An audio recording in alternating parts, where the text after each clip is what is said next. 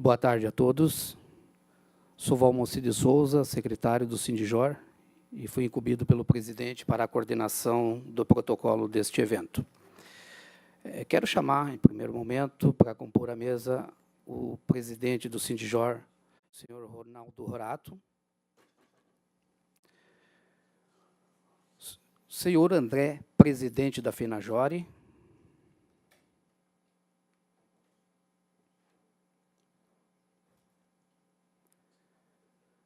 e o doutor Rudimar Bortolotto, advogado trabalhista.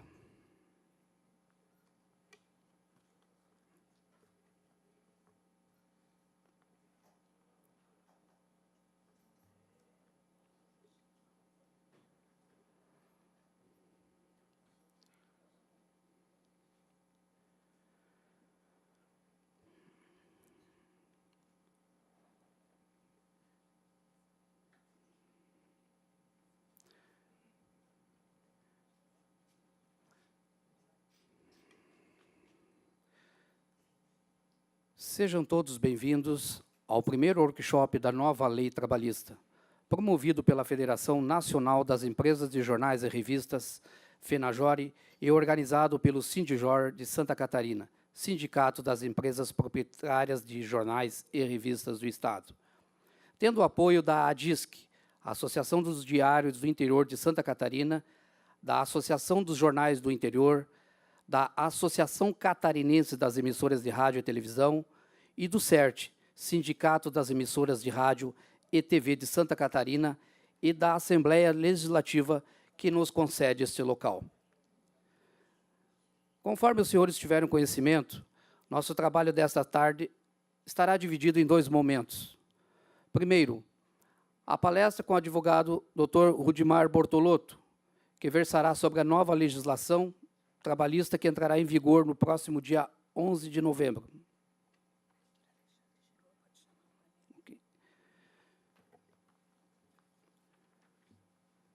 Retornando, queremos chamar para compor também a mesa o doutor Alexandre Ramos, desembargador do Tribunal Regional do Trabalho de Santa Catarina.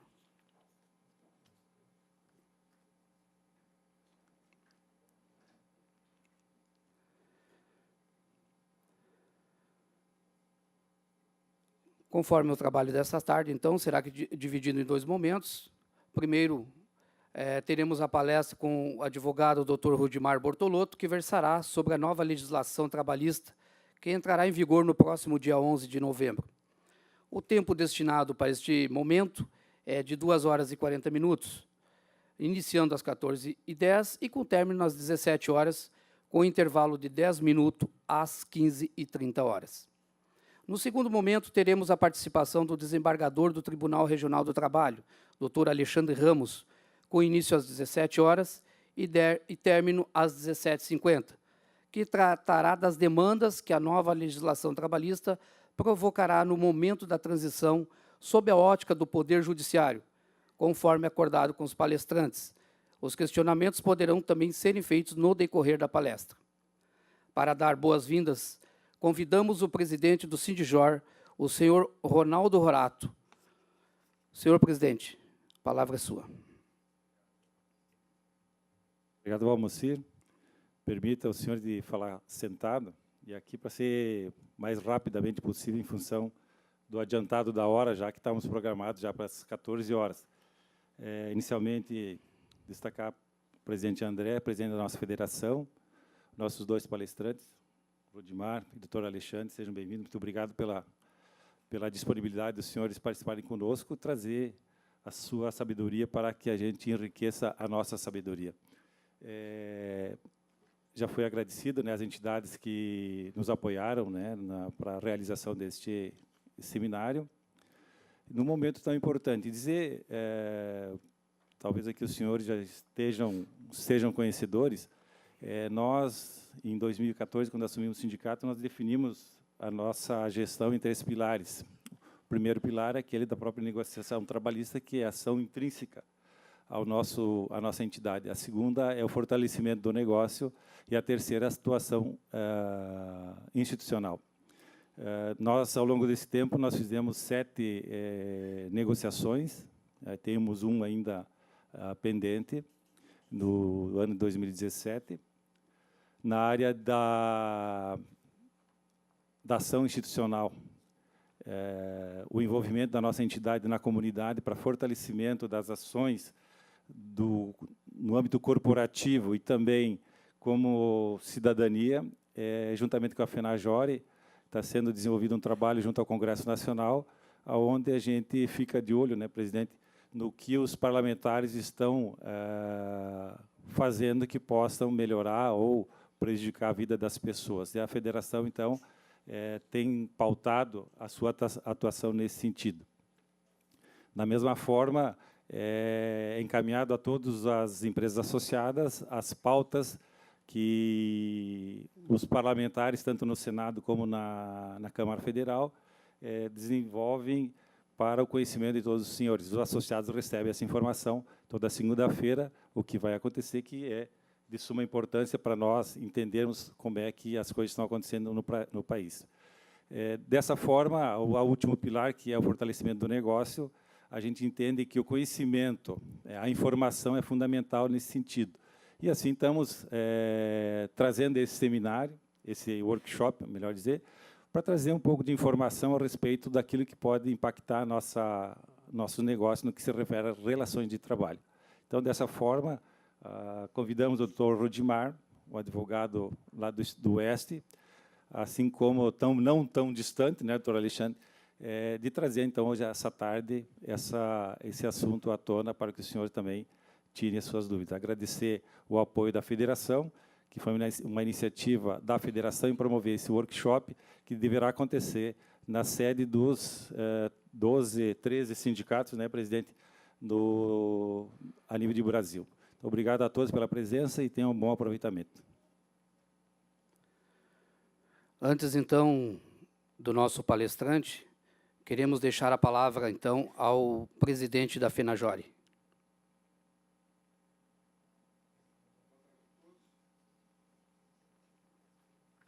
Obrigado.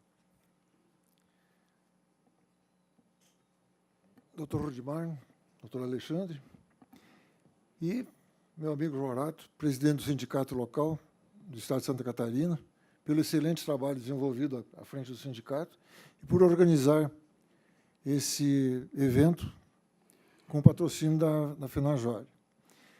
Esse é o segundo que a FENAJORE tem patrocinado. O primeiro foi em São Paulo, segundo aqui. Na quinta-feira teremos em Porto Alegre, e assim vamos nas capitais dos estados que fazem parte da federação. Desejo que todo mundo saia daqui satisfeito e mais entusiasmado com as reformas. E é isso. Obrigado a todos. Obrigado, então. Nosso primeiro palestrante da tarde é advogado militante na comarca de Chapecó desde 1991 e sócio-diretor da Sociedade de Advogados Bortolotto e Advogados Associados. Especialista em Direito Processual Civil, mestre em Direito pela Universidade Federal de Santa Catarina, professor universitário da atual Universidade Comunitária Regional de Chapecó desde 1995, tendo ministrado as disciplinas de Direito do Trabalho, Estágio de Prática Jurídica, Direito Sindical, Direito Comercial, Direito Previdenciário e Orientação de Monografia, autor do livro Os Aspectos da Representatividade no Atual Direito Sindical Brasileiro. Palestrante e autor de artigos publicados em revistas acadêmicas, conselheiro da Associação Catarinense de Advogados Trabalhistas, procurador jurídico-geral da Fundeste, membro da Câmara de Relações Trabalhistas da Fiesc, membro da Câmara de Relações Trabalhistas e Assuntos Legais da FEComércio. Dr. Rudimar Roberto Bortolotto, o espaço é todo seu.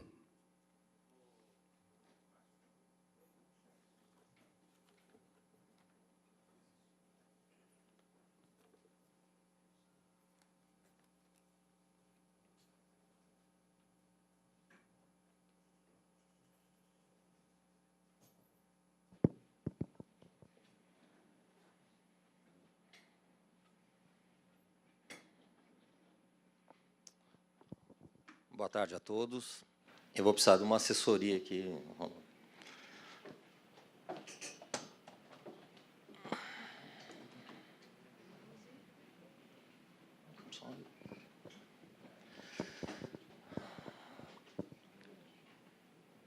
É uma satisfação estarmos aqui com vocês, a convite do Ronaldo. A nossa atuação é no oeste de Santa Catarina, portanto, aqui no litoral não tanto conhecido, né? Mas estamos na lide do direito do trabalho há 26 anos, participando de negociações coletivas, advogando e estudando a área do direito do trabalho. A ideia de uma palestra ou de um workshop num período de 2h40 tem que ser bastante didático, né, para conseguir prender a atenção de vocês e também fazer com que vocês acompanhem o raciocínio que a gente vai expor aqui. A nossa ideia de palestra ou workshop com o apoio do audiovisual, é verificar comparativamente a atual legislação com a legislação introduzida pela reforma e abordando isso de forma gradativa dos artigos alterados da CLT e a possibilidade de vocês intervirem a qualquer tempo, né, visto que a ordem vai ser a sequencial da CLT e, portanto, os assuntos vão mudando a cada abordagem. Então, tentar fazer uma coisa bem dinâmica, né, uma situação que permita o debate em relação aos interesses da categoria de vocês. Como a reforma está fundamentada em cima, principalmente, de privilegiar o negociado sobre o legislado, cada categoria vai ter que se adaptar à sua realidade empresarial e econômica e formatar as negociações coletivas a partir desse referencial. Então, o que nós temos de reforma trabalhista? A reforma trabalhista é uma temática que não agradou ninguém, né? Os empresários acharam que ela foi muito pouca, os trabalhadores acharam que tirou muito direito, os sindicatos não gostaram porque tirou a contribuição sindical, principalmente, os advogados trabalhistas de empregados não gostaram porque vai dificultar a ação trabalhista, o judiciário trabalhista não gostou porque vai limitar a edição de súmulas e outros procedimentos na Justiça do Trabalho. Então, na realidade, o Ministério Público não gostou porque limita o acesso à justiça. Então, ninguém dos operadores do direito, ninguém das relações de trabalho gostou ou aderiu unanimemente à ideia da reforma trabalhista. E é nesse ambiente que a reforma vai entrar em vigor, dia 11 de novembro, né, 120 dias após a sua publicação, e é nesse ambiente que as partes vão analisar os seus efeitos a partir dessa data. Qual é a ideia da reforma? Nós tivemos já 2 tentativas de uma profunda reforma trabalhista no Brasil. Uma em 2001, quando houve um projeto de lei aprovado na Câmara Federal e migrou para o Senado e acabou sendo retirado de tramitação pelo governo Lula logo depois, que era o projeto de lei 618, que trazia o negociado sobre o legislado à época. Entrou o governo Lula, retirou esse projeto, o governo Lula fez um amplo debate num chamado Fórum Nacional do Trabalho, quem é mais antigo aqui conhece a sistemática, reuniu operadores do direito, sindicato de trabalhadores, empregadores, promoveu durante 6 a 8 meses um debate sobre a possibilidade de reforma trabalhista no Brasil. Surgiram vários projetos de lei desse Fórum Nacional do Trabalho, mas nenhum foi implementado. De 1943, que é a data da CLT, até hoje, nós tivemos a Constituição Federal de 88, que mexeu principalmente na parte da organização sindical, indiretamente. Tivemos algumas leis posteriores à Constituição de 88 que adaptaram legislações alteradas pela Constituição, a exemplo da FGTS, direito de greve, INSS, e depois disso não tivemos nenhuma grande mudança na legislação, exceto essa que entra em vigor agora, dia 11 de novembro. E por isso que é tão debatida.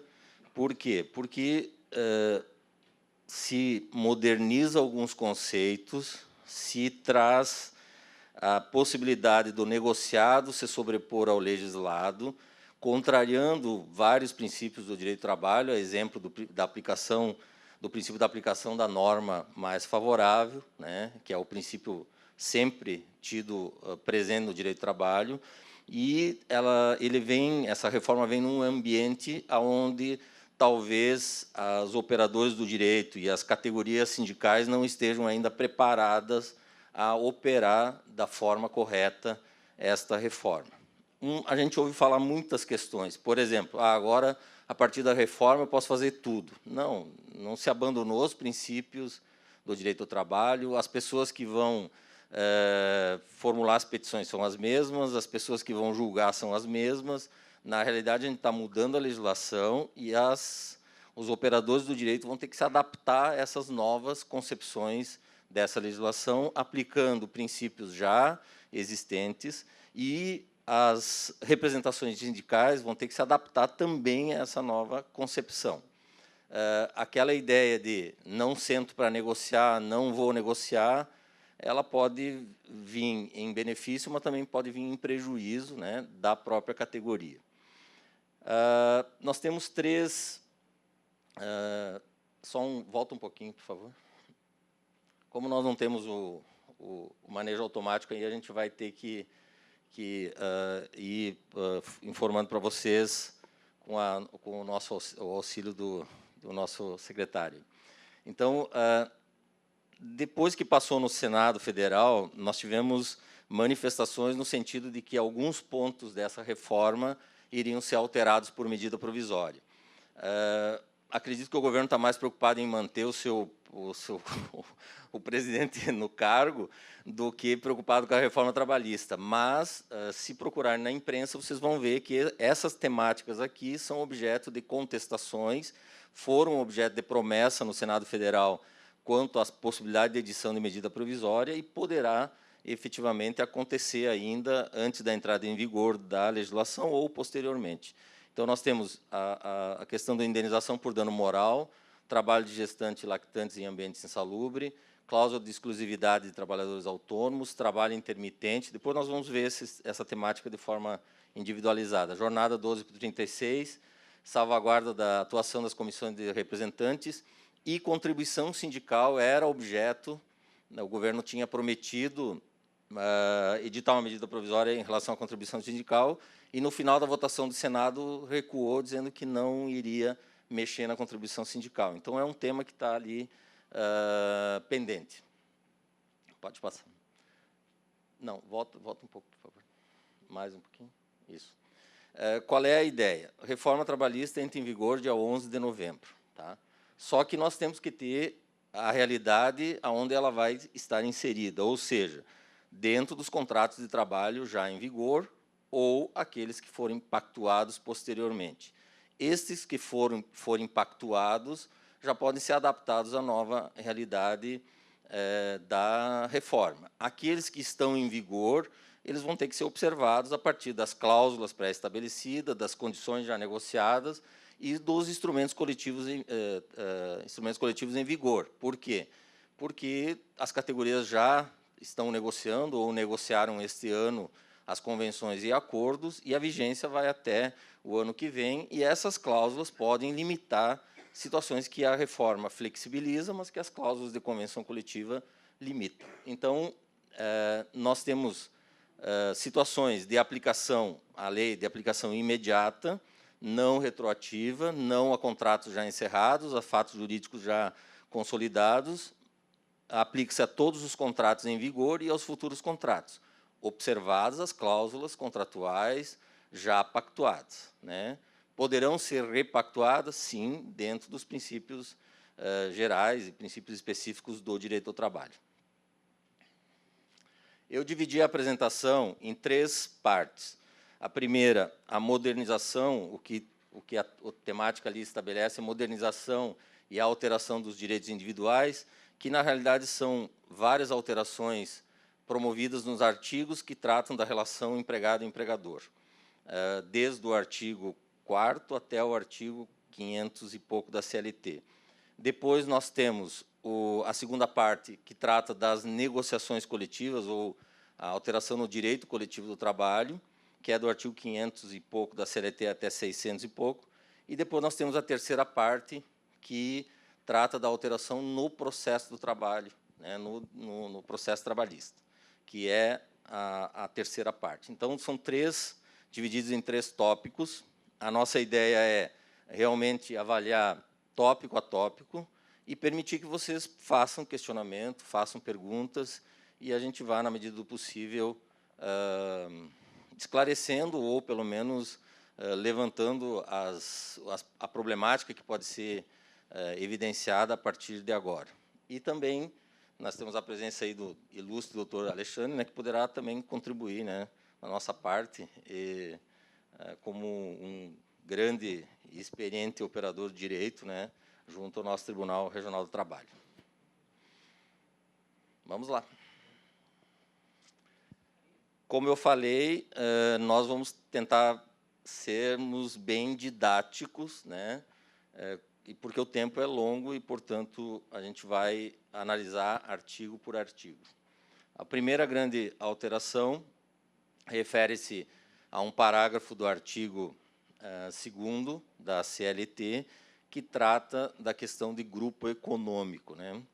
A CLT definia grupo econômico já numa redação antiga, né? Modernizou a redação do artigo, né? Dizendo que, quando há o controle, né, de uma empresa para com a outra, forma-se um grupo econômico, e a Justiça do Trabalho, não raramente, entendia que a participação acionária de um ou mais sócios numa ou mais empresas poderia configurar, na relação empregatícia, um grupo econômico. A alteração nesse artigo veio tentar estabelecer um parâmetro para essa condição de grupo econômico, dizendo que não se caracterizará grupo econômico a mera identidade de sócios, ou seja, terá que ter o elemento controle acionário de um para o outro. Tá? Um parênteses, né? A reforma trabalhista, ela tem uma tônica muito sensível, né? Por exemplo, muitas questões que eram sumuladas pelo TST ou tinham um posicionamento X da Justiça do Trabalho, ela veio tentar regular essa questão. Então, se percebeu na comissão que tratou da reforma trabalhista que muitas das questões divergentes no judiciário trabalhista foram trazidos para a reforma na tentativa de estabelecer um rumo. Alguns de uma forma mais moderna, ou seja, mais avançada do que a gente tinha, e outras questões numa forma, na ótica dos juristas trabalhistas, retroagindo naquilo que o judiciário trabalhista já estava mais avançado. Por exemplo, essa questão de grupo econômico, o judiciário trabalhista já estava avançando já na mera identidade de sócios, né? Esse era um posicionamento já expressivo dentro da Justiça do Trabalho. A reforma veio dizer que não, que a mera identidade de sócios ou a participação acionária de um sócio ou 2 sócios não configura grupo econômico. Por favor. Tempo à disposição é outra temática. Nós estamos aí no artigo 4º da CLT, bem no início. Tá? Qual era o conceito de tempo à disposição na legislação? Qual é o conceito na legislação atual? Que, estando à disposição do empregador, executando ordens ou não, estaria à disposição do empregador e, portanto, configuraria jornada de trabalho. Isso é uma outra questão que não tinha previsão expressa na CLT sobre isso, mas o Judiciário Trabalhista vinha aplicando esta concepção. Por exemplo, é comum decisões no sentido de que a troca de uniforme configura tempo à disposição, é comum a questão da permanência do trabalhador dentro do ambiente de trabalho configura tempo à disposição, o tempo de deslocamento entre a entrada da empresa até o registro de ponto configura tempo à disposição.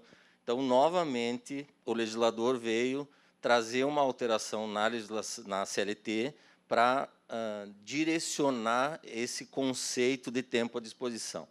Então, diz que não caracterizará como tempo à disposição do empregador o período que o empregado permanecer nas dependências da empresa, inclusive para troca de uniforme, ou para lazer, ou para desenvolver qualquer atividade pessoal ou alimentação, né, sem que ele não tenha obrigatoriedade de execução de serviço, não esteja executando serviço. Nitidamente, novamente, é uma alteração para tentar dar um rumo, né, em termos de concepção de tempo à disposição do trabalhador ao empregador. Nesse aspecto, então, a gente mexe na possibilidade do empregado permanecer dentro do ambiente de trabalho, né, sem ter o risco, em tese, né, de considerar tempo à disposição, desde que ele não execute alguma atividade. E nesse rol entra a troca de uniforme também, né, e o deslocamento também entre a entrada na empresa e seu efetivo início de registro ou posto de trabalho. Por favor. No artigo 10, nós temos a reforma atingiu a questão da responsabilidade do sócio retirante. Essa temática tem previsão no Código Civil, né? A responsabilidade de 2 anos pelo sócio que se retira da empresa, e o legislador recepcionou essa questão do Código Civil para a CLT, dizendo que a responsabilidade do sócio retirante se perdura por 2 anos de forma subsidiária e, se houver fraude, de forma solidária. Por que o legislador resolveu esclarecer subsidiária ou solidária? Novamente, porque a Justiça do Trabalho tinha um posicionamento de que a responsabilidade, no ato da desconsideração da personalidade jurídica, a responsabilidade do sócio retirante era solidária nesse período de 2 anos em relação aos demais sócios.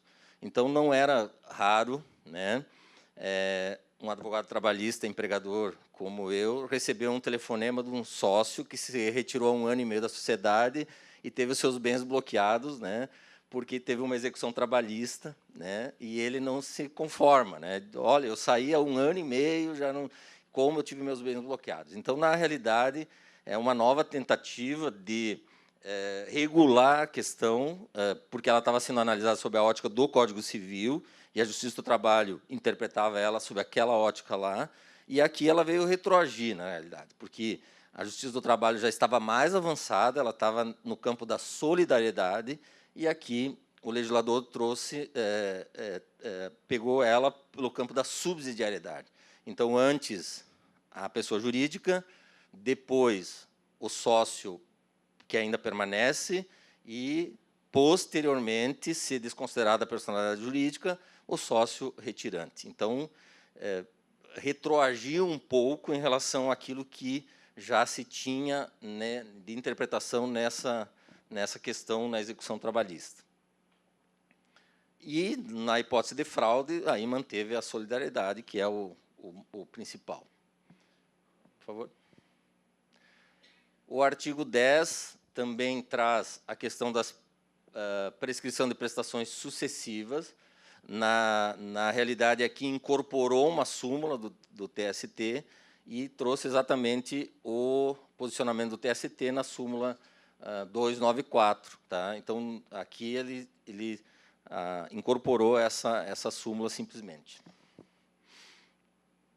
Por favor. Artigo 11.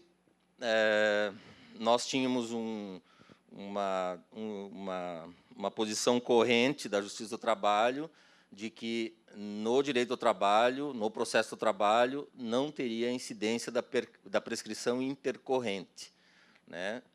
Acho que aqui todo mundo sabe o que é prescrição intercorrente, né?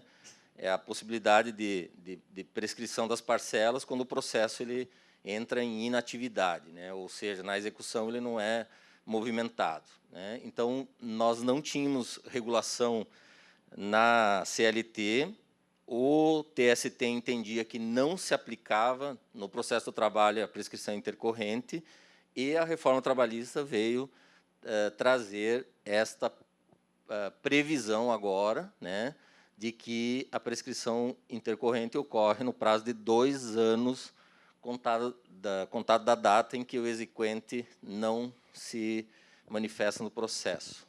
Vejam que, lá no direito comum, né, no processo civil, nós temos, em regra, prescrição intercorrente pelo prazo prescricional da própria parcela. Então, nós temos prescrição intercorrente de 3 anos, 5 anos, 10 anos, 20 anos, né?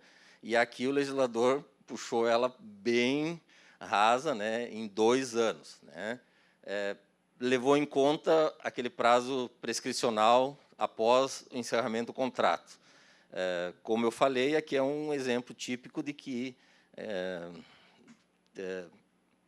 o legislador foi muito mais agressivo, né, na proposta de alteração do que os demais ramos do direito, né? Justamente porque, numa dívida comum, por exemplo, na cobrança, numa execução de um título, numa execução de um cheque, de uma nota promissória, a prescrição intercorrente é 5 anos, né? Porque a própria prescrição é de 5 anos. E aqui, no processo de trabalho, 2 anos. Então, realmente, mexe significativamente. Outro ponto importante, tá, é de que, no processo de execução trabalhista, antes, o juiz fazia, às vezes, ou muitas vezes, tomava a iniciativa que o advogado deveria tomar, ou seja, impulsionava o processo de execução. Né? Agora, tem um outro dispositivo lá mais adiante, que diz que o juiz não impulsiona a execução, e, portanto, caberá ao advogado. Aqui vai muito do exercício da atividade do advogado, no sentido de não deixar o processo prescrever. Por quê? É comum o advogado esquecer o processo lá e ficar 5 anos, 6 anos, 7 anos. De vez em quando o juiz dá uma força, né, impulsiona de ofício, né, ou diga à parte, ou faz uma manifestação, mas, pela regra da reforma trabalhista, vai ter essa problemática. Né? Muitos processos vão acabar tendo a incidência da prescrição intercorrente. E também esse dispositivo diz que o juiz poderá declarar de ofício, ou seja, a parte não precisará requerer, né, o juiz poderá, completado o prazo, extinguir o processo de execução.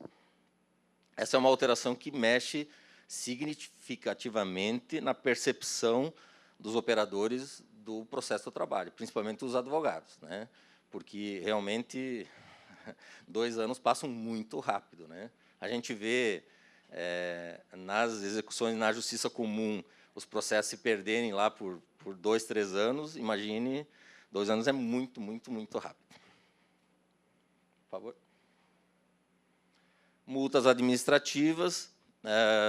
Foi promovida uma alteração no artigo 47, onde estipulou multas por ausência de registro de empregados, né, de R$3.000, e para micro e pequenas empresas de R$800, e também, por falta de informações obrigatórias, R$600. Isso era um verdadeiro absurdo na legislação trabalhista, né? Mesmo sendo advogado e empregador, a gente tem que reconhecer, né, que o empregado sem registro, a multa administrativa era nem R$400, era R$378. Né? Você pagava uma multa por uma medida, uma falta de um PCMSO, PPRA, né, de norma de segurança do trabalho, você poderia pagar R$6.000, e a ausência de registro você pagava R$378. Aqui o legislador veio dar uma equilibrada, né, pelo menos aonde eles acharam os R$3.000, eu não sei, né, porque não tem referência nenhuma na atual tabela de multas, né, mas pelo menos equilibrou a ausência ou a penalidade administrativa por ausência de registro do empregado. E também criou essa categoria de micro e pequenas empresas, né, no valor de R$800. Regime de tempo parcial, promoveu uma alteração também. É um mecanismo que dificilmente as empresas utilizam. Eu não vi ainda empresas que utilizam o tempo parcial, porque as empresas preferem utilizar o regime de horista ou de contratação por hora e não nesse regime de tempo parcial, enquanto eleição no contrato, né, enquanto designação no contrato de trabalho. Mas, de qualquer forma, ele veio alterar o limite de horas, né, prevendo a possibilidade de 30 horas, sem possibilidade de horas extras, 26 horas com possibilidade de horas extras, conversão de 1/3 de férias, né, possibilidade de conversão de 1/3, e as férias passam a ser regidas pela regra geral. Era a única diferenciação que tinha no regime de tempo parcial, era a possibilidade de fracionamento das férias, ou a proporcionalidade na concessão de férias. Agora não tem mais proporcionalidade. Então, em tese, ele é um regime que não vai ser muito atrativo, né, para ser usado, porque realmente o empregador vai preferir contratar por hora, né, e num limite talvez menor, mas não utilizar esse regime. Por favor. Horas in itinere, né? É uma temática que, desde que eu comecei a estudar, se ouviu falar. Por quê?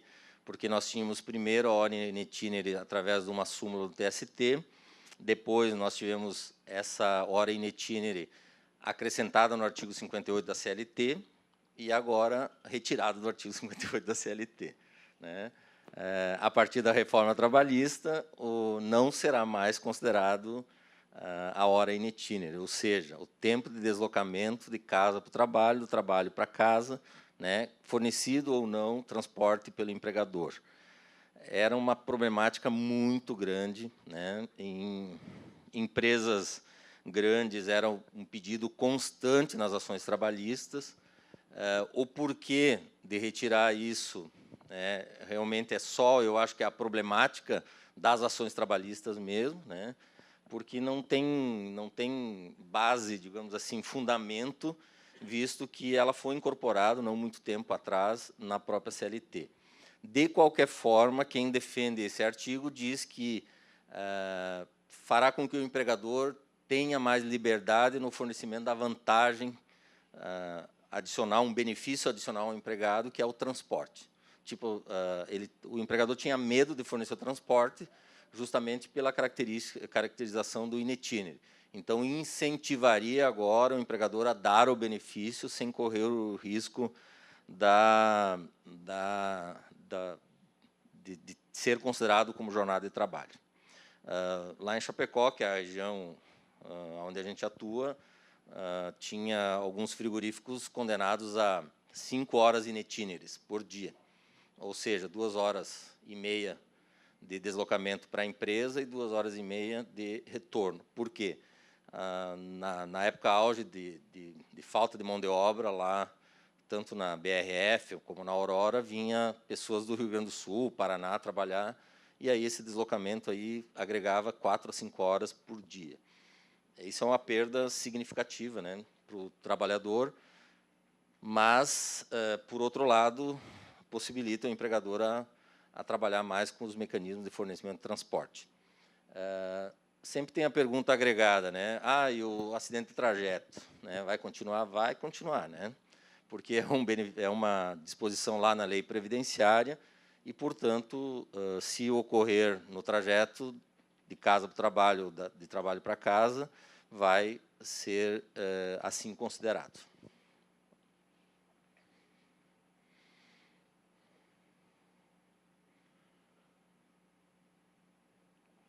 Banco de horas.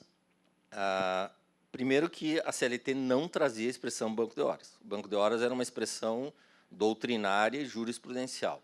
A CLT sempre trouxe a expressão, mesmo depois da alteração do artigo 59, recentemente, trazia sempre a expressão compensação de horas. Agora, o legislador incorporou no artigo a expressão banco de horas. Então, ele trata de 2 conceitos agora. O banco de horas, a possibilidade de firmar acordo de banco de horas até 6 meses por acordo individual, acordo coletivo ou convenção coletiva. De 6 meses a 12 meses, através de acordo ou convenção coletiva. E mais adiante, na próxima lâmina, vocês vão ver que ele trata a compensação de horas não mais numa semana, mas em 30 dias, e a possibilidade dessa compensação ser, inclusive, tácita. Então, em resumo, ele entende a partir da reforma, que a compensação até 30 dias pode ser tácita, por acordo individual tácito ou expresso, acordo coletivo ou convenção coletiva. Até 6 meses poderá ser por acordo individual, expresso, convenção ou acordo coletivo. E de 6 meses a 12 meses, só por instrumento coletivo. Então, cria 3 categorias de compensação. Uma nominada como compensação de horas e outra nominada como banco de horas. Então, o banco de horas entrou agora na legislação como conceito que antes não existia. Outra questão que é realmente para regular um posicionamento da Justiça do Trabalho é de que as horas extras habituais não descaracterizará o banco de horas, que é um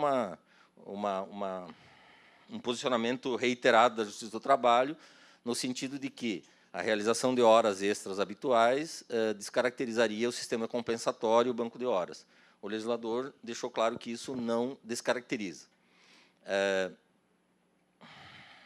Aí dizer que os juízes trabalhistas vão pensar da mesma forma, né, doutor Alexandre? Aí é uma outra questão, né? Mas, na realidade, o legislador ajuda, pelo menos, a ter grau de recurso no processo, né, se assim for julgado diferente, né?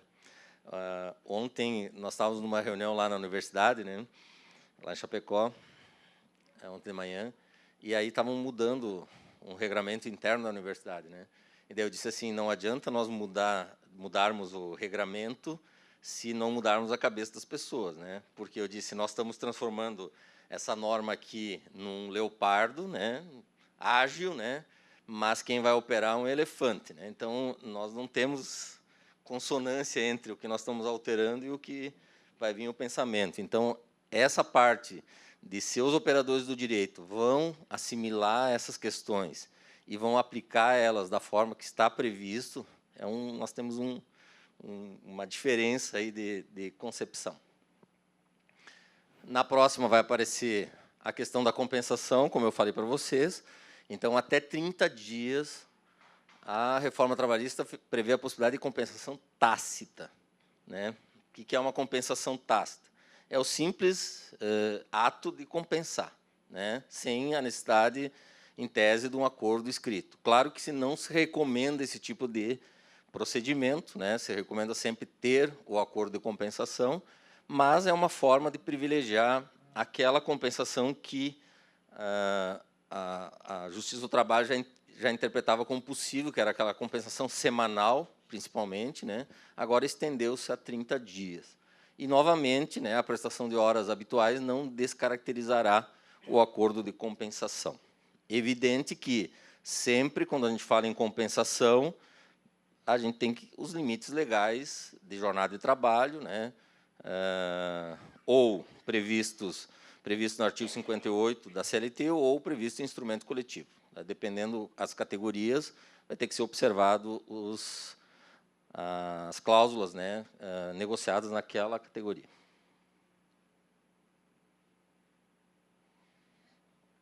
Pode passar. Vejam que nós estamos no artigo 59, tá? Por isso que o Ronaldo colocou 2 horas e pouco aí para ver a reforma, né? Eu tenho certeza que vou aguentar, tá? Eu quero ver vocês aguentarem com o olho aberto, tá? Aqui sentadinho é bonitinho, né? E é a estratégia que eu uso para não me dar sono, né? Se eu ficar sentado na cadeira e falando no microfone, provavelmente vai me dar sono. Então, eu fico de pé, né, que não dá sono. E eu vou apontar o dedo para quem dormir, tá? Então, vamos ficar atentos aí. Jornada 12 por 36, é uma novidade também. Antes, só tínhamos o posicionamento do TST no sentido de admitir essa jornada, mesmo não prevista na legislação e mesmo extrapolando os limites legais, né, porque nós, falando em 12 horas, nós estaríamos falando além da 10ª hora diária. Então, o TST legislou, né, dizendo que era possível essa jornada através de negociação ou através de acordo ou convenção coletiva. Agora, o legislador disse que é possível legalmente essa jornada, mas incluiu um ingrediente a mais, dizendo que pode ser através de acordo individual. Então, ele avançou mais daquilo que o TST estava, de certa forma, legislou, né? Ou seja, permite a jornada 12 por 36 através de acordo individual ou acordo coletivo ou convenção coletiva. Isso é uma matéria que está em discussão, né? Estava em discussão na aprovação, porque entendiam que as categorias admitiam a 12 por 36, que é uma jornada importante para alguns segmentos, por exemplo, o segmento da saúde usa muito essa jornada, o segmento de vigilância usa muito essa jornada, mas eles criticaram a questão do acordo individual. Então, a principal crítica ali é o acordo individual, visto que gostariam que fosse o posicionamento do TST no sentido de acordo ou convenção coletiva. Outro fator importante, só um pouquinho, é a questão dos feriados, repouso semanal remunerado e horário noturno, né? Nós tínhamos reconhecido pelo Judiciário Trabalhista de que os repousos semanais remunerados seriam parte da jornada de trabalho, mas que os feriados, tá, deveriam ser indenizados como horário extraordinário. Tá? E tinha um posicionamento muito firme do Judiciário Trabalhista. Agora, o legislador dispôs na reforma que serão considerados compensados os feriados, as prorrogações de trabalho noturno e os repouso semanal remunerado. Na realidade, o que sobrou nessa jornada foi os intervalos, né? O intervalo de repouso e alimentação, no mais vai ser sequente 12 por 36 tecnicamente, né? Pode passar. Horas além do limite, horas extras além do limite. Nós estávamos falando antes, né, sobre a necessidade de comunicar, né, o órgão do Ministério do Trabalho quando houver a realização, quando for realizado horas além do limite legal por motivo de força maior ou serviços inadiáveis, né? A alteração que sofreu esse artigo foi a dispensa da comunicação ao Ministério do Trabalho. Então, não haverá mais necessidade de comunicação. Evidente que continua o conceito, né, de força maior e serviços inadiáveis, né? Não se flexibilizou esses conceitos. A única flexibilidade que se permitiu aqui foi não ter que comunicar até o 10º dia a realização desse horário extraordinário. Como também não alterou o limite legal. Só que instrumentos coletivos poderão regular essa matéria, né, porque é matéria de jornada de trabalho, e, portanto, poderão regular com mais propriedade essa matéria, principalmente no setor de vocês, que tem esse tipo de ocorrência, né? Numa hora para outra, você pode ter um evento, uma situação inadiável, né, e ter que manejar o quadro funcional para atender essa demanda.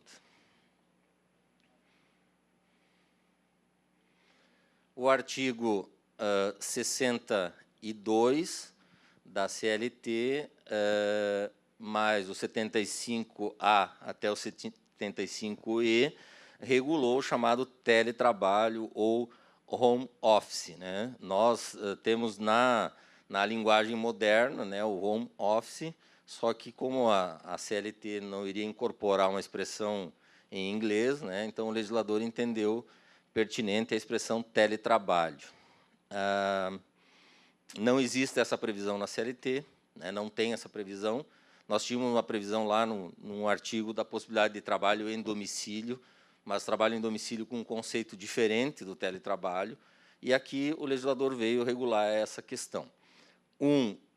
Excluiu do controle de jornada, excluiu do capítulo duração do trabalho, porque promoveu uma alteração no artigo 62 da CLT, e, portanto, deixou esses trabalhadores fora do título duração do trabalho. E, 2, estabeleceu que, para estar inserido nesta condição, ele tem que desenvolver as atividades preponderantemente fora do estabelecimento empregador, fora das dependências do empregador. O que é preponderantemente? Alguns dizem que é 50% mais 1, né? Outros dizem que é 60%. Em tese, deixou uma lacuna em definir o que é preponderante. Vamos imaginar o seguinte, uma maioria qualificada. Quando seria uma maioria qualificada? Seria 2/3, né? Então, eu trabalharia com esse conceito. Preponderantemente é quando passar de 2/3 do tempo disponível, né, para se caracterizar teletrabalho. E há uma inversão aqui. Então, no teletrabalho, ele deverá estar 2/3, no mínimo, fora das dependências do empregador e poderá, eventualmente, desenvolver atividades no empregador. Mais um detalhe, que a legislação era omissa, porque não trazia esse conceito, a questão de que a aquisição de equipamentos, infraestrutura, a forma de atuação poderá ser regulado via contrato de trabalho. E essas utilidades, essas questões fornecidas pelo empregador não será considerada como utilidade para fins salariais. Tá? Eu imagino que na atividade de vocês vão usar muito essa questão do teletrabalho. Né? Por exemplo, um jornalista, um editor, qualquer pessoa que não precisa estar lá, efetivamente, dentro da dependência da empresa, tendo um bom equipamento, uma boa comunicação por internet, já resolve o problema. Então, é um conceito que vem atingir categorias bem importantes. Né? A parte de TI, né? É muito usado, hoje já é usado, mesmo não tendo conceito legal. A parte de comunicação, né? A parte de marketing, a parte de jornal, TV, revista. Né? Então, tem muitas atividades que vão utilizar esse conceito de uma forma muito mais presente. Lembrando que a preponderância é importante. Tá? Então, vamos imaginar que ele deverá estar fora do ambiente de trabalho na maior parte do seu tempo. Pode passar. Temos a questão de férias. Tá? Três alterações importantes. Primeiro, a possibilidade de fracionamento das férias. Antes, nós tínhamos, na atual legislação, a possibilidade de fracionar em até 2 períodos, excepcionalmente. Então, as férias eram passíveis de fracionamento de forma extraordinária ou excepcional, sendo um período, no mínimo, 10 dias. A reforma trabalhista trouxe a possibilidade de fracionar em até 3 períodos, com a concordância do empregado, desde que um período destes não seja inferior a 14 dias e um não seja inferior a 5 dias. Outro aspecto importante, revogou um parágrafo do artigo que dizia que menores de 18 anos e maiores de 50 anos não poderiam fracionar as férias. Então, tinham que gozar as férias de forma integral. Né? Então, revogou esse dispositivo. Mas acrescentou um dispositivo que exige que o empregador fixe o início das férias sempre, no mínimo, 2 dias úteis antes de períodos de descanso, no caso, repouso semanal remunerado ou feriados. Então, trouxe um complicador, principalmente para os RHs, né, de determinar o início das férias. Em tese, a empresa tem que pagar até 2 dias antes, né, o pagamento das férias. Então, nesse mesmo prazo, ela vai ter que começar a contagem do tempo, né, considerando o feriado e repouso semanal remunerado. Então, temos um feriado na quarta-feira, o trabalhador só pode entrar em férias ou na segunda ou na quinta, né, porque é 2 dias antes da quarta ou 2 dias antes do sábado, né, se ele não trabalhar no sábado. Então, esse é um ingrediente que complica um pouco a operacionalização das férias. Mas o fracionamento era uma reivindicação antiga dos próprios trabalhadores, no sentido de que tem muita gente que gosta de fracionar as férias, e essa questão dos 50 anos ali era uma... Dos 18 até, vamos admitir que tinha justificativa, mas 50 anos, aqui tem várias pessoas aqui com mais de 50, né? Eu me sinto jovem, né? E a legislação me dizia assim, ó, tu não pode fracionar tuas férias, né? Que foi o que aconteceu ano passado, né? Eu queria, início desse ano aqui, queria ir na formatura da minha filha nos Estados Unidos, né? E a universidade disse, não, tu não pode fracionar as férias, tu tem que gozar 30 dias de férias, né? Então, assim, esse aspecto me parece que para 1943, quando a CLT foi implementada, 50 anos tu já estava na curva decrescente, né? Porque a expectativa de vida do brasileiro era 62, né? Agora a expectativa é 90 anos, né? Então 50 anos está já ainda no auge, né? Então isso eu entendi como uma coisa bem razoável, né? Que não tinha que ter na CLT. Aceito opiniões em contrários, tá? Por favor. Por favor. Claro.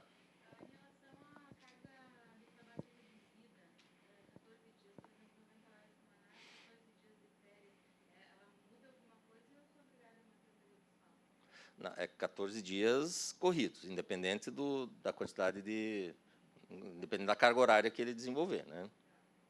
Porque a possibilidade antes era, no tempo parcial, era a possibilidade de proporcionalidade na quantidade de dias. Isso agora eliminou, revogou o artigo da proporcionalidade. Então, o tempo parcial vai ter a mesma regra do trabalhador normal. Dano moral, essa é a parte mais contestada da reforma trabalhista, né? A quantificação do dano extrapatrimonial, né? Não tanto a questão de estabelecer parâmetros para identificação do quantum indenizatório, mas sim a definição do quantum indenizatório. Isso é um dos maiores questionamentos da reforma trabalhista, é essa tabelinha aí, né, de ofensa leve, média, grave, gravíssima, estabelecida em cima do salário do trabalhador, né? Então, o trabalhador que ganha 1.000 vai ganhar 3 vezes 1.000. O trabalhador que ganha 10.000 vai ganhar 3 vezes 10.000. Isso ficou realmente muito desproporcional. Mas é uma tentativa do legislador em tentar dar um parâmetro razoável nas condenações por dano extrapatrimonial. Nós temos julgamentos ou processos trabalhistas que têm uma condenação razoável e temos processos trabalhistas que têm uma condenação absurdamente elevada. Então, se justifica ou não se justifica? Então, muitos juristas dizem que é inconstitucional, né, com base no artigo 5º da Constituição Federal, mas o legislador colocou aí essa tabelinha. Uma das hipóteses é mudar esse referencial de último salário por piso da Previdência Social, tá? Como é usado também lá para o trabalhador que ganha até 2 pisos e também para a justiça gratuita, né? Utilizou-se esse referencial, então alguns estão advogando a ideia de que deveria se trocar, substituir esse último salário por pisos da Previdência Social, que hoje seria 5.000 e poucos reais, para dar uma igualdade. De qualquer forma, tá? Tem duas questões importantes aqui. Primeiro, define os bens tutelados, né, pelo conceito de extrapatrimonial, né, para o trabalhador, mas também conceitua para o empregador. Então, traz a possibilidade de se discutir o dano extrapatrimonial da pessoa jurídica na Justiça do Trabalho. Ou seja, a imagem, marca, nome, segredo empresarial e sigilo, né? É uma possibilidade que, uma novidade, né? Porque possibilita no mesmo processo ou no processo na Justiça do Trabalho discutir essa questão para a pessoa jurídica. Outro ponto importante que está colocado ali que não está escrito aí, mas que é a possibilidade do dano extrapatrimonial ser demandado unicamente pelo ofendido, né? Alguns entendem que limitaria o dano moral coletivo, por exemplo, né? Por quê? Porque não permitiria a tutela de um terceiro, né, do Ministério Público do Trabalho, visto que o artigo traz de que a tutela ela tem que ser pleiteada pelo próprio ofendido. Vai dar muita discussão ainda sobre essa temática, né, principalmente essa tabela, né, de estipulação do dano extrapatrimonial. Lembrando, né, que quando eu me formei, né, só tinha dano moral e dano material, né? Era fácil de identificar, né? Mas hoje nós temos o dano moral, o dano estético, o dano existencial, o dano e aí outros danos, né? Então, na realidade, o legislador optou, em vez de trabalhar com a expressão moral, trabalhar com a expressão extrapatrimonial, justamente para abranger todas essas formas correntes hoje de definição, né, desse tipo de dano, né?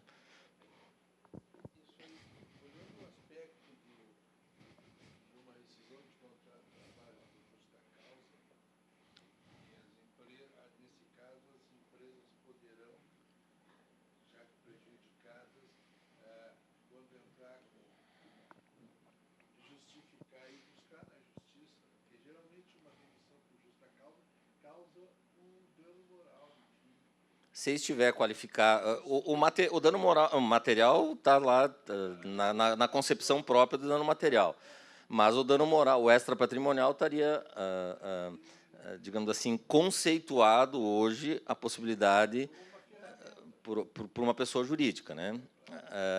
Havia um entendimento de que essa reparação não deveria ser na Justiça do Trabalho, deveria ser na Justiça comum, né?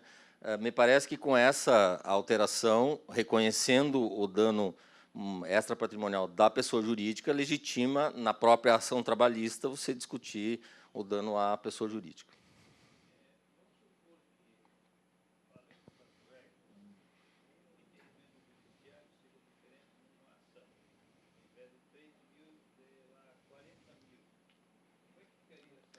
Grau de recurso, na realidade, né?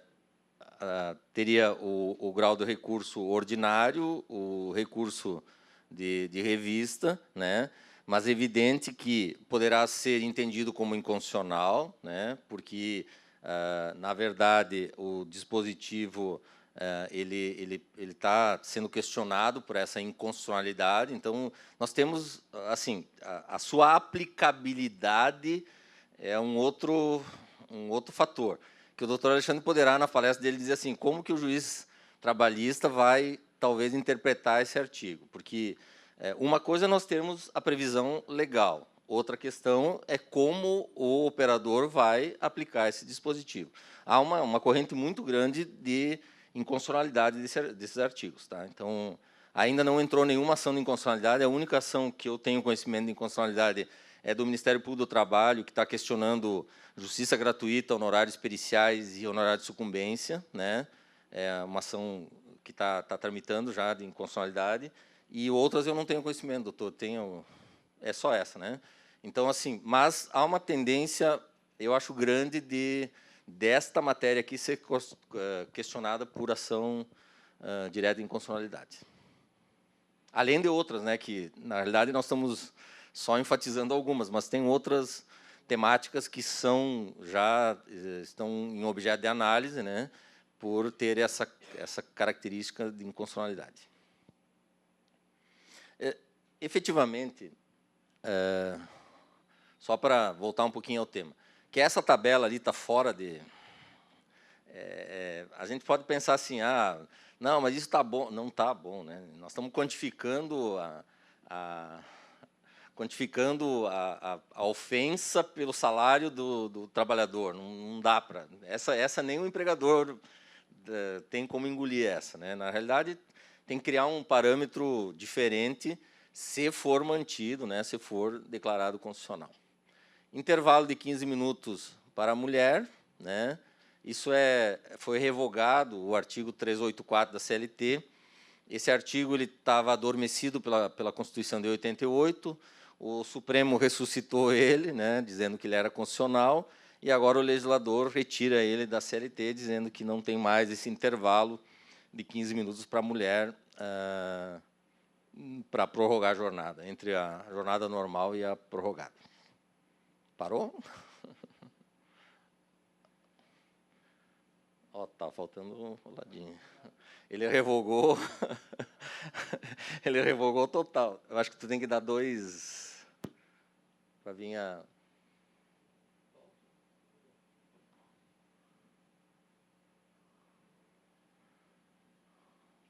Bem, vamos continuar. A empregada gestante em atividade insalubre, isso é outra temática bastante questionada, porque nós tivemos uma alteração na legislação recentemente, proibindo o trabalho de gestantes e lactantes em ambiente insalubre, né, que foi em maio, e aí veio a reforma trabalhista voltando atrás, porque, na realidade, a alteração que teve em maio proibia qualquer atividade insalubre, e agora, com a reforma trabalhista, permite para grau médio e mínimo, e só mantém a restrição para grau máximo. Tá? Então, retroagiu em relação àquilo que já tinha sido alterado. E outra questão importante neste aspecto foi de que remete para a Previdência Social o pagamento se houver impossibilidade da gestante permanecer na atividade. Tá? Isso não tinha previsão na legislação anterior, porque a pessoa iria se afastar por auxílio-doença e não por auxílio-maternidade, e agora permite se afastar por auxílio-maternidade. Uma vantagem para a gestante, porque o valor salarial é melhor, e para o empregador também, que não responde pelos 15 dias, né, de interrupção do contrato. Não... Agora... é o artigo 394-A, né?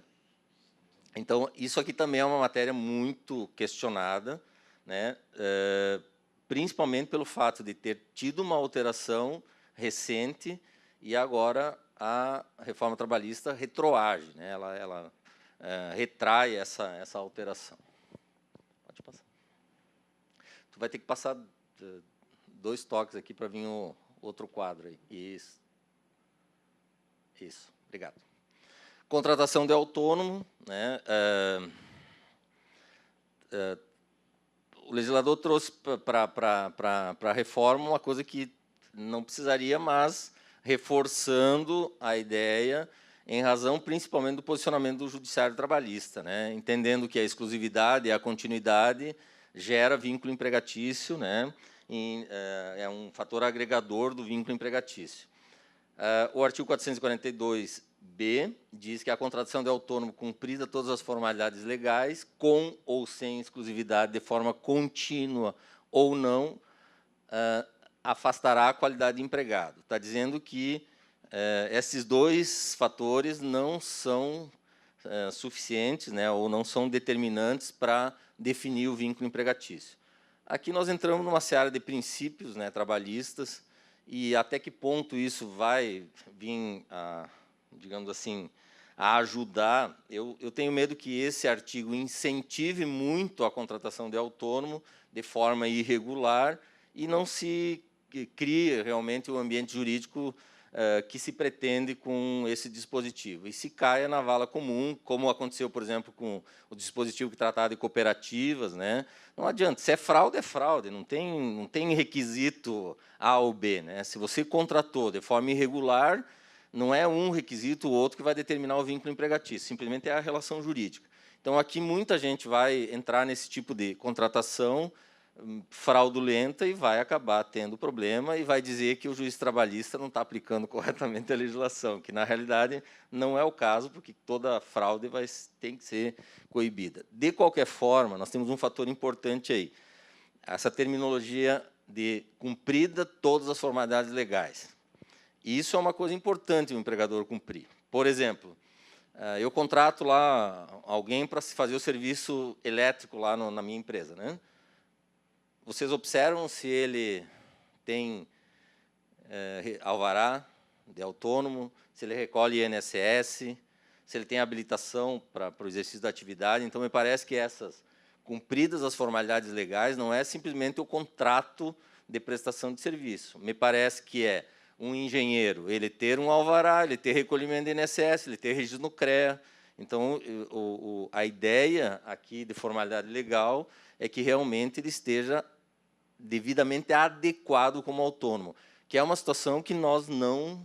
90% das atividades prestadas por autônomos são todas informais ou irregulares, né? Só mesmo advogado, que precisa ter OAB, engenheiro, que precisa assinar o projeto, arquiteto, que precisa assinar o projeto, porque as outras atividades, nem representante comercial, por exemplo, né?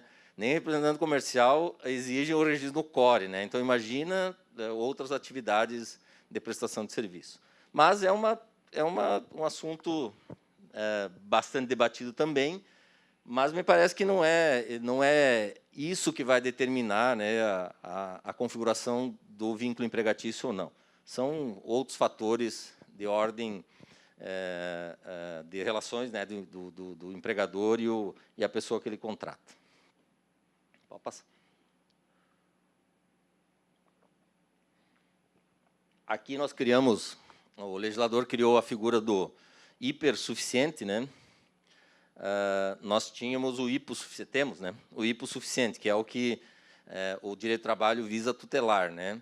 Aqui, nesse dispositivo, nós criamos a figura do hiper, né, aquele que não precisa da tutela do direito do trabalho, né? Ou seja, a possibilidade de trabalhadores que percebam salário superior, igual ou superiores ao piso previdenciário, né, ao teto previdenciário, desculpa, ao teto previdenciário, e que tenha curso superior, possam negociar as disposições do seu contrato e tenham nessa negociação os mesmos critérios da negociação coletiva, ou seja, sejam equiparados à negociação coletiva, que o negociado prevaleça em relação ao legislado. E também a possibilidade de submeter o seu contrato de trabalho à arbitragem. É a única...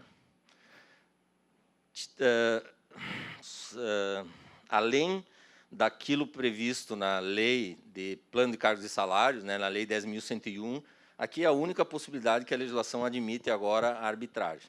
Nós tínhamos lá na 10.101 a possibilidade, temos, né, a possibilidade de arbitragem, né, e em nenhum outro lugar nós tínhamos essa possibilidade. Aqui abre essa possibilidade, regido pela lei comum, né, lei da arbitragem. Então, estes trabalhadores que ganham igual 2 vezes o teto da Previdência e que têm um curso superior, poderão negociar as suas condições de trabalho, equiparando-se, né, às condições negociadas pela categoria, né? Então, tendo aquela ideia do artigo 611, letra A, de prevalência do negociado sobre o legislado. Eu gostei da palavrinha hiper, né? Hipersuficiente, né? O cara que não precisa mais da tutela trabalhista nem da Justiça do Trabalho, né? Porque se eleger a cláusula de arbitragem, sai fora da Justiça do Trabalho também, né? É evidente que nós temos aí um número muito pequeno, né, de trabalhadores que se enquadram nesse dispositivo. Algumas categorias mais, né, mas na grande massa industrial, para R$ 10.500 é supervisor para cima, e olha lá ainda, né, falando em grandes indústrias, né. Considerando, por exemplo, que a média salarial da agroindústria em Chapecó, o salário base é R$ 1.100 e poucos reais, né, então é bastante... o salário baixo, né. Sucessão empresarial, né, reconhece efetivamente a condição de que a sucedida, a sucessora responde pelas obrigações da sucedida, né. Hoje se tem sempre a discussão de acionar a sucessora ou a sucedida, e, neste caso, deixa claro que a responsabilidade é do sucessor. Regressivamente, o sucessor poderá acionar a sucedida, mas não no processo trabalhista. E a empresa sucedida responderá solidariamente quando comprovada a fraude, né? A mesma situação lá do sócio retirante é trazido para cá, né, no sentido de que, na hipótese de fraude, aí quebra-se essa regra. Trabalho intermitente, outro ponto muito questionado, né? Assim, participei de várias palestras e congressos e é um assunto que ainda não foi deglutido, né, pelos operadores do direito. Tanto é que tem promessa de alteração desse dispositivo por medida provisória. Na realidade, aqui se legaliza o freelance, né, numa linguagem bem própria, né? Se transforma o freelance no seu conceito de freelance como um empregado, né?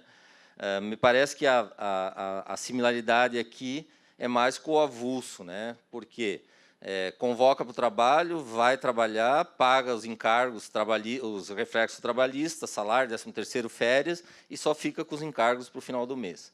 E cria essas regras de convivência, né? Chama, no caso de recusa, no caso de não aceitação, e assim por diante.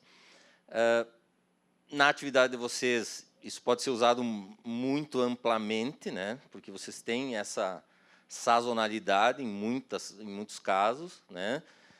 O importante é de que, se o trabalhador se recusar ou declinar da convocação, não pode ser penalizado, né? Então você vai ter essa condição, e o empregador e trabalhador Se convocado e ele aceitar e não tiver a atividade a ser desenvolvida ou ele não comparecer, vai ter o pagamento de uma multa de 50% do que lhe seria devido ou teria a receber.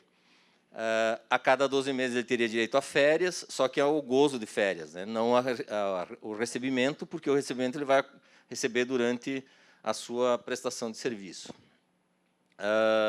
Outro fator importante é que os depósitos previdenciários e fundiários serão recolhidos na sua competência normal. Eu acho que isso aqui vai ter... ficou uma coisa... Como é que a gente vai explicar, né? Eu trabalho hoje, daí eu vou ser convocado daqui 60 dias, né?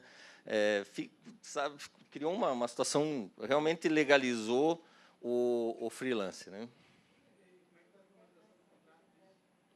Normal, contrato normal, escrito, exige que seja um contrato escrito, né, dizendo que ele é trabalho intermitente. O chamado que comprove efetivamente a convocação, né? Então, uma convocação escrita, um e-mail, uma mensagem do WhatsApp, né, hoje em dia, uma comprovação escrita, e o requisito é esse: 3 dias antes. Se ele tem um dia para aceitar, se aceitou, cria a obrigação do serviço. Então, ele pode indenizar se ele não for, ou o empregador indenizar se ele não comparecer, se não disponibilizar o trabalho.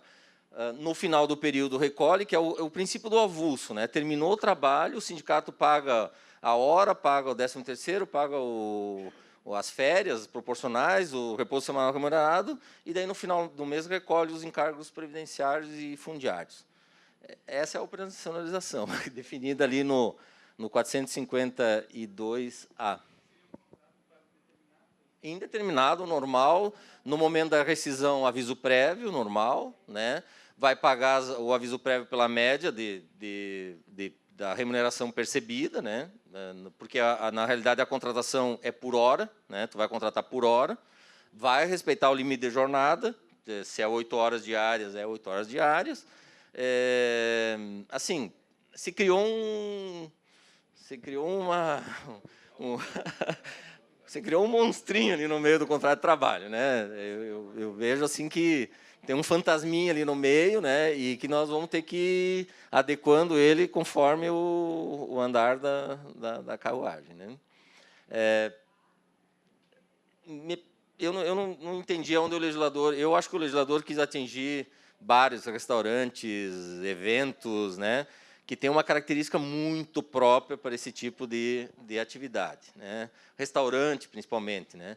Me parece que essa categoria ali teria assim, algo muito a ver com esse conceito. Fora disso, né, eu tive um exemplo há uns 15 dias atrás, numa palestra para as universidades, discutiu-se um exemplo que eu acho razoável. Por exemplo, nós temos um professor na universidade que dá aula no primeiro semestre, né? É curso anual, né? Então, primeiro semestre, no segundo semestre não tem aula, né? Porque aquela disciplina não é oferecida, e ele é específico. É um exemplo que poderia funcionar intermitente. Por quê? Trabalha no primeiro semestre, suspende o contrato, né? Só volta a exigir ele lá no próximo semestre. Hoje, tecnicamente, você teria que fazer uma suspensão, né? Você teria que negociar uma licença não remunerada do professor, ou teria que rescindir o contrato. Você não tem outra forma. Tipo assim, agora vai para casa e espera lá até o semestre que vem, né? Então, foi uma ideia que eu encontrei para aquela sistemática. Se vai funcionar... Valor hora, né? Então, a estipulação valor hora com base no piso salarial da categoria ou na função estabelecida, né? Então, e aquele valor hora multiplicado pela quantidade de horas e dias que ele vai trabalhar. Acordado, no caso, o piso salarial, né, da categoria. Vamos.